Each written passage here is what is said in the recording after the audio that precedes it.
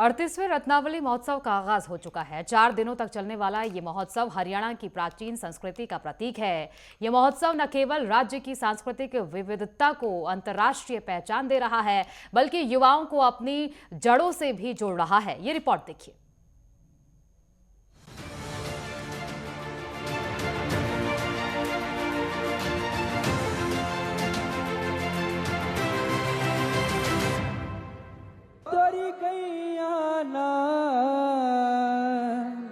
चराऊं जमुना पार यशोदा मैया बनो बा।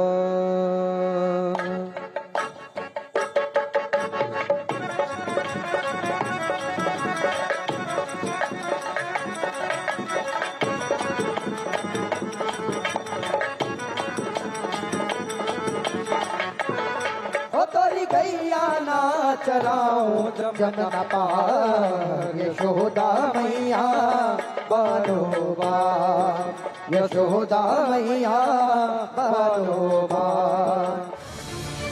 38वां रत्नावली महोत्सव हरियाणवी संस्कृति का महाकुंभ, आत्मनिर्भर व स्वावलंबी भारत के दर्शन। 40 से अधिक स्टॉलें, हरियाणवी सांग की झलक। हरियाणवी संस्कृति का महाकुंभ कहे जाने वाले 38वें रत्नावली महोत्सव का आगाज हो चुका है। मुख्यमंत्री नायब सिंह सैनी ने कुरुक्षेत्र विश्वविद्यालय परिसर में रत्नावली महोत्सव का शुभारंभ किया है। 31 अक्टूबर तक 4 दिन तक चलने वाले इस महोत्सव में हरियाणवी सांग से लेकर पहनावे तक की झलक देखने को मिलेगी। अपार ऊर्जा से भरे युवाओं के बीच में आकर बड़े ही उत्साह और उमंग को महसूस कर रहा हूं। मेरे सामने आज 21वीं सदी की नई पीढ़ी उपस्थित है और मुझे विशेष खुशी की बात यह है कि आप ऐसे युवा हैं जो भारतीय संस्कृति की धारा को आगे बढ़ाने का निरंतर काम कर रहे हैं। हर साल यह रत्नावली का महोत्सव आप जैसे प्रतिभाशाली युवाओं से ये सुशोभित होता है। मैं इस उत्सव में आए हुए हमारे सभी युवाओं को आज इस शुभ अवसर के ऊपर रत्नावली के शुभारंभ के अवसर पर आप सबको शुभकामनाएं देता हूं और साथ ही कुरुक्षेत्र विश्वविद्यालय परिवार, कुलपति महोदय और रत्नावली आयोजन समिति को इस भव्य आयोजन के लिए मैं हार्दिक बधाई और शुभकामनाएं देता हूं।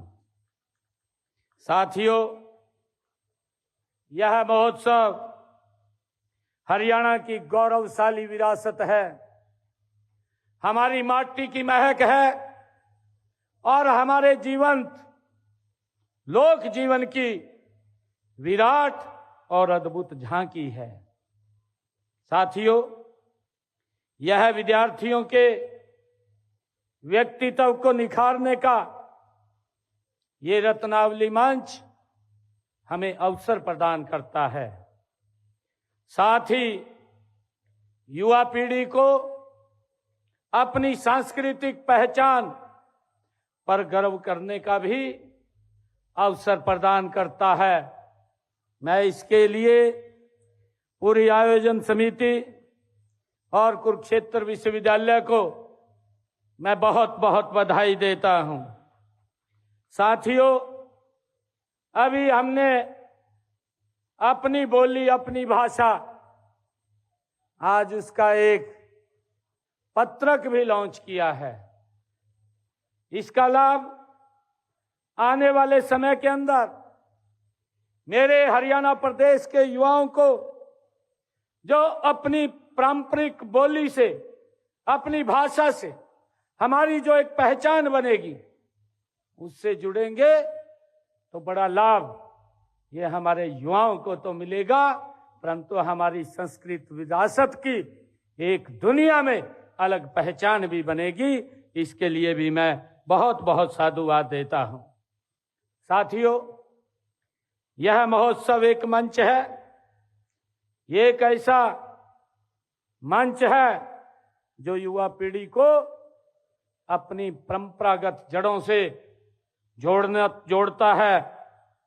आज जब पश्चिमी संस्कृति के प्रभाव में हमारी युवा पीढ़ी उसमें फंसती जा रही है, तो रत्नावली जैसा महोत्सव जब इस प्रकार के आयोजन होते हैं, इस प्रकार के महोत्सव होते हैं, तो ये महोत्सव हमें अपनी सांस्कृतिक विरासत को सहेजने और उसे सुरक्षित करने और अगली पीढ़ी तक उसको पहुंचाने का ये अनुपम प्रयास है।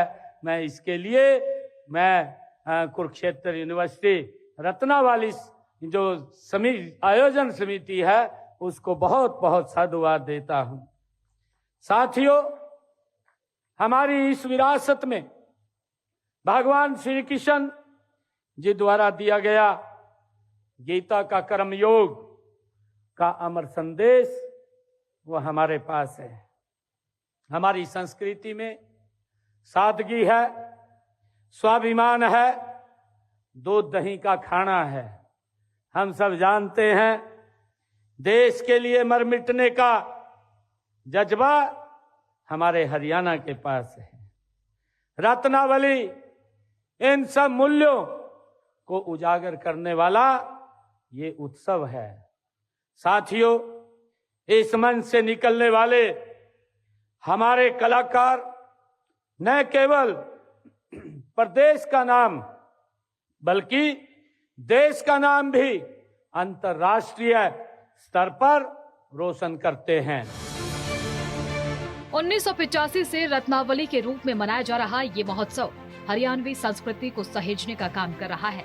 इसी के चलते ही इसे हरियाणवी संस्कृति का महाकुंभ भी कहा जाने लगा। 2015 में इस उत्सव को विश्वविद्यालय परिसर के धरोहर क्षेत्र में स्थानांतरित किया गया, जहां हरियाणवी खानपान, परिधान और लोक कला को भी जोड़ा गया। हर वर्ष एक नई विधा जुड़ती गई और अब ये महोत्सव हरियाणा की सांस्कृतिक पहचान बन चुका है।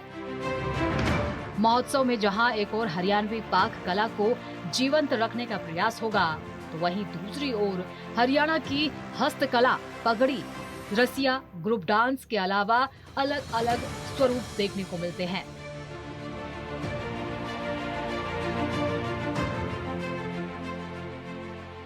इसके साथ ही मुख्यमंत्री नायब सिंह सैनी ने लाडवा में पौधारोपण किया और आम लोगों की समस्याएं सुनी।